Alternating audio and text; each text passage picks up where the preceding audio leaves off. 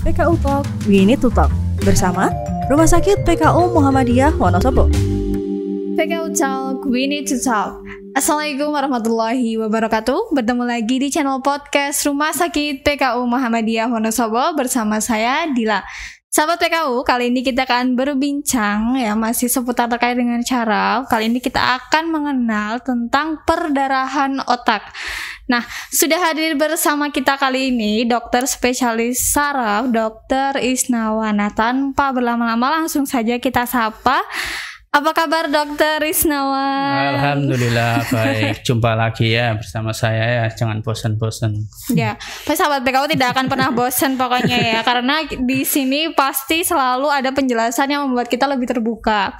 Baik dokter, nah terkait dengan pembahasan kita kali ini ya, mungkin bermula dari berita yang kemarin cukup merebak seperti itu, dari dilarikannya ke rumah sakit seorang komedian senior seperti itu Tukul Arwana karena perdarahan otak. Nah, saya jadi penasaran sebenarnya perdarahan otak itu apa, dokter?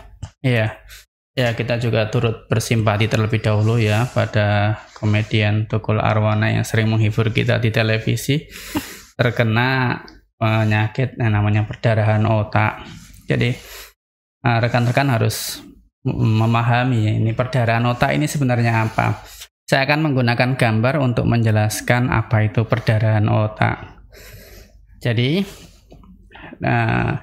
ini adalah kepala kita yang berisi otak. Perdarahan otak itu terjadi di dalam otak. Otak kita itu bentuknya kalau dikeluarkan seperti ini. Baik. Terus otak itu tidak hanya organ otaknya itu saja, tetapi dia juga masuk ke dalamnya pembuluh darah atau kita sebut arteri yang memungkinkan otak tersebut bekerja. Masalahnya pembuluh darah ini sangat rumit sekali. Masuk ke dalam bisa sangat banyak sekali, seperti cabang-cabang dari pohon yang kompleks sekali ya, kompleks sekali, sehingga setiap titik di dalam otak kita memungkinkan untuk mengalami perdarahan. Nah, inilah yang dinamakan perdarahan otak. Seperti ini, otak kita mengalami perdarahan, pecah yang semestinya tidak ada. Di CT scan terlihat seperti ini, ya kurang lebih sederhananya seperti itu. Baik. Berarti ketika terjadi perdarahan itu yang pecah adalah pembuluh darahnya. Pembuluh darahnya keluar mengambil tempat yang tidak semestinya di dalam ruangan otak. Oh, seperti itu. Itu berarti kejadiannya tiba-tiba, dokter? Ya. Selalu tiba-tiba. Selalu tiba-tiba, mendadak. Karena ini vaskuler atau pembuluh darah ini bila kejadian itu tidak ada warning sama sekali, jarang ada yang merasakan. Apakah nyeri kepala selalu mengawali suatu perdarahan? Tidak selalu. Orang sehat tiba-tiba bisa mengalami perdarahan begitu ya? Ya, betul. Karena tiba-tiba ini dokter, sebenarnya angka kejadian perdarahan otak di Indonesia sendiri apakah memang karena tiba-tiba jadi memang cukup banyak atau seperti apa? Terus seberapa besar sebenarnya resiko kita untuk terkena perdarahan otak ini, dokter? Baik. Kita punya data di Indonesia itu namanya riset kesehatan dasar. Dalam riset kesehatan dasar tersebut ada data tentang prevalensi terjadinya stroke. Dikatakan di situ, stroke ini kenapa kita namakan stroke? Ini adalah salah satu jenis stroke ya. Oh, masuk ke jantung. Iya, perdarahan otak ini salah satu jenis stroke. Ada dua, stroke yang tersumbat dan stroke yang berdarah atau perdarahan.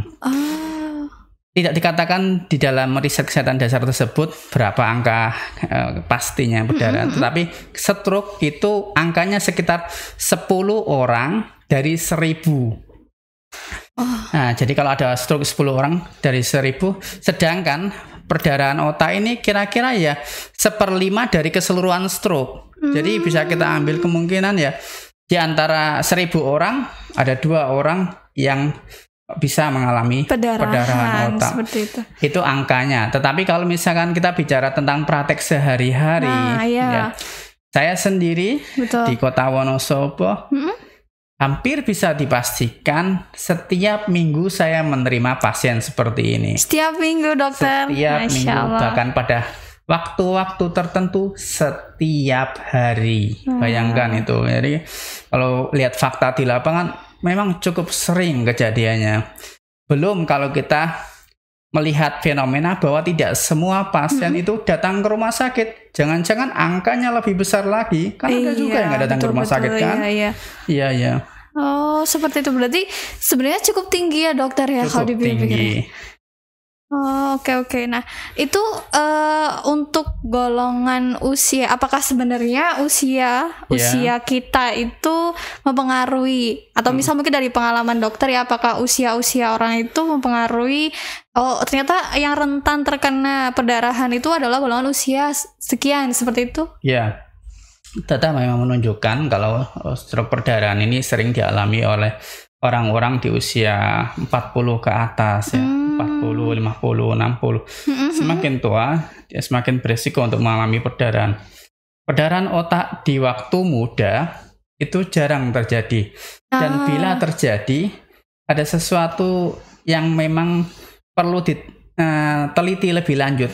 Kenapa kok bisa mengalami perdarahan seperti ini? Karena perdarahan otak ini terjadi karena proses penuaan dari pembuluh darah juga. Dan hipertensi yang menaun yang biasa terjadi pada orang tua. Kalau anak muda kok mengalami perdarahan otak, ada something wrong yang harus kita telusuri lebih lanjut. Oh gitu, jadi lebih ini ya, mencurigakan seperti itu ketika itu terjadi kepada mereka yang masih muda. Salah satunya adalah bisa kemungkinan dia memang memiliki kelainan bentuk pembuluh darah yang dia bawa sejak kecil, atau kita sebutnya kongenital, bawaan dari kecil. Betul. Iya. Oke. Nah, ini tadi kan saya jadi penasaran nih, dokter, tadi kan bicara terkait dengan ini kan sebuah penyakit yang mendadak, terus juga terjadinya kan di dalam kepala ya, dokter. Padahal kepala itu kan sudah dilindungi dengan otak dengan struktur tulang yang sangat kuat, kok bisa terjadi sampai perdarahan. Nah, ini sebenarnya penyebab dari perdarahan otak itu apa, dokter? Ya, penyebab dari perdarahan otak ini, orang mengalami perdarahan otak dibagi menjadi 2 golongan besar. Yang pertama adalah perdarahan dengan riwayat trauma atau benturan, kita bilangnya sebagai traumatic brain injury, ya. Ini perdarahan ini Mbak Dila.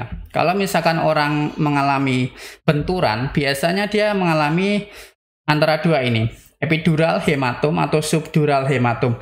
Perdarahannya di sisi luar. Oh, di luar biasanya. Otak. Meskipun subdural hematom juga bisa terjadi secara spontan. Ini biasanya karena benturan atau trauma. Dan yang sering terjadi, ini nggak terlalu sering ya kalau benturan, kalau kecelakaan gitu. Yang lebih sering terjadi justru malah perdarahan spontan non traumatik. Tidak ada benturan. Riwayat benturan sebelumnya. Terjadinya di dalam parenchymnya atau di dalam struktur otaknya itu sendiri. Nah, penyebabnya apa? Kenapa bisa berdarah tiba-tiba? Nggak ada angin, nggak ada hujan. Nah, terbentur aja enggak gitu ya, dokter ya. Nah, kita mengenal 2 penyebab primer maupun penyebab sekunder. Penyebab primer itu yang paling sering adalah hipertensif vaskulopati atau tekanan darah yang sudah terlanjur tinggi. Dan ini paling sering. Pasien datang ke UGD, tekanan darah 230, 240, bahkan lebih. Hampir dipastikan kalau kita CT scan hasilnya terjadi seperti ini.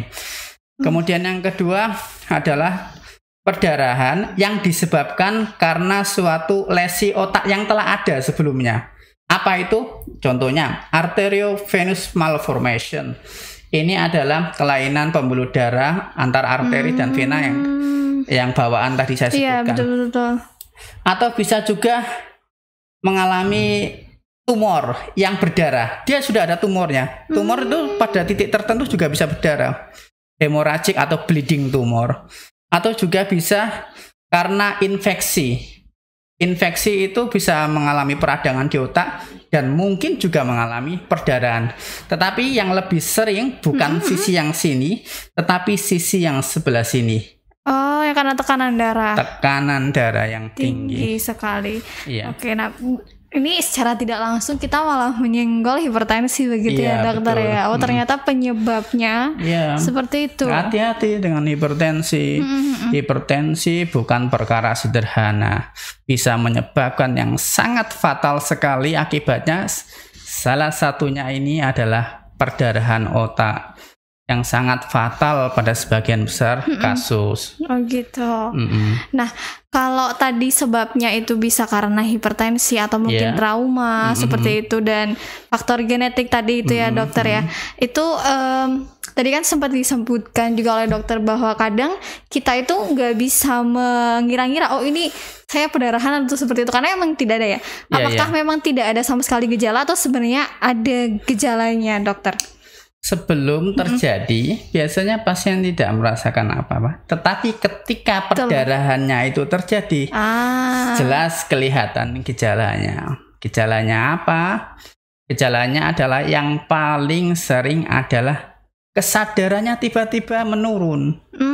Yang semula cerita habis sholat, bercengkrama dengan keluarga, kemudian dia tiba-tiba jatuh. Ambruk gitu aja ya dok ya. Oh. Bangunin nggak bangun. Ini yang paling sering terjadi. Kesadarannya tidak pulih. Nah, kemudian yang kedua, bila kita lihat lebih lanjut, pasti ada suatu yang kita namakan defisit neurologis.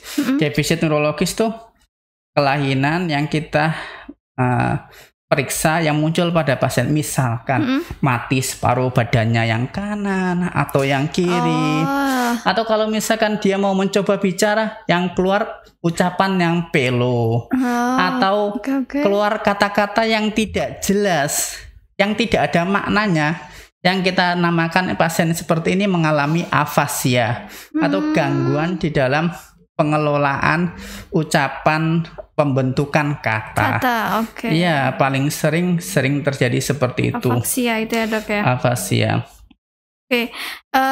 Kalau dari gejala-gejala yang timbul itu ya dokter ya, kita bisa mengatakan oh ini pasiennya kok cukup berat atau mungkin belum terlalu berat. Itu bisa apa tidak? Kalau bisa itu tingkatannya seperti apa dokter? Ya, yang penting ini. Ya, kalau seperti itu kan orang awam kadang seperti ini ya. Ini masih ringan, nggak usah dibawa ke rumah sakit dulu. Ini udah berat, harus dibawa ke rumah sakit. Bukan seperti itu. Yang bisa menentukan berat ringannya adalah dokter. Sehingga ketika di rumah, tugas keluarga ketika di rumah, begitu mendapati pasien pelo, begitu mendapati pasien separuh badannya tidak bisa digerakkan, kesadarannya sudah tidak penuh atau kita bilangnya kompos med, datanglah ke rumah sakit. Karena apa? Ketika kita di rumah sakit, kita akan melakukan pemeriksaan untuk menentukan apa yang ditentukan tingkat keparahan. Iya. Ini Mbak Dila, saya punya gambar. Ini pengalaman saya pribadi. Setiap gambar ini satu pasien. Saya lebih punya banyak lagi kan. Setiap hari saya coba. Ini hanya sedikit dari pasien. Iya dokter. Jadi kita bisa lihat gambar beraneka macam ini. Apa yang bisa kita lihat? Setiap pasien punya cerita dengan lesi di kepalanya. Ini ada yang sumbatan, yang hitam-hitam ini. Yang putih-putih ini yang perdarahan. Lihat kan? Kalau kita lihat, walaupun Mbak Dila nggak tahu ini apa, kan tahu. Oh, ada yang di sini, ada yang di sini. Iya. Ada yang besar, ada yang kecil, ada yang letaknya di depan, di belakang, di bawah. Ini sangat menentukan tindakan apa, langkah apa setelah ini ditemukan. Karena beberapa pasien bisa diobati dengan obat-obatan saja. Beberapa pasien yang lain harus kita rujuk untuk lakukan operasi evakuasi darahnya ini. Oh begitu ya. Iya. Berarti apa yang harus kita lakukan ketika ada gejala yang seperti itu muncul seperti itu ya dokter? Apalagi kok biasanya ini orang tidak ada riwayat tiba-tiba pingsan atau mungkin kata-katakannya kok tiba-tiba aneh kayak gitu. Apalagi tidak ada riwayat, harus segera ya berarti dokter dibawa ke rumah sakit. Keluarga jangan mendiagnosis pasien sendiri. Ini hanya masuk angin, nanti siang atau malam juga bangun. Jangan seperti itu. Segera bawa ke rumah sakit, bawa ke IGD PKU ya, tentu saja ya, IGD PKU. Kita ke IGD PKU. Untuk apa? Nanti kita lakukan CT scan. Untuk menentukan ini pasien ini macam-macam seperti ini. Ada yang ini, ada yang itu. Baru nanti dokter saraf nanti yang akan menerjemahkan bahasa medis ini kepada keluarga pasien. Langkah apa yang sebaiknya ditempuh oleh keluarga? Apakah bisa dengan pengobatan di rumah sakit setempat atau harus langkah selanjutnya untuk kita bawa untuk operasi? PKU Muhammadiyah Wonosobo, keramahan sebenarnya.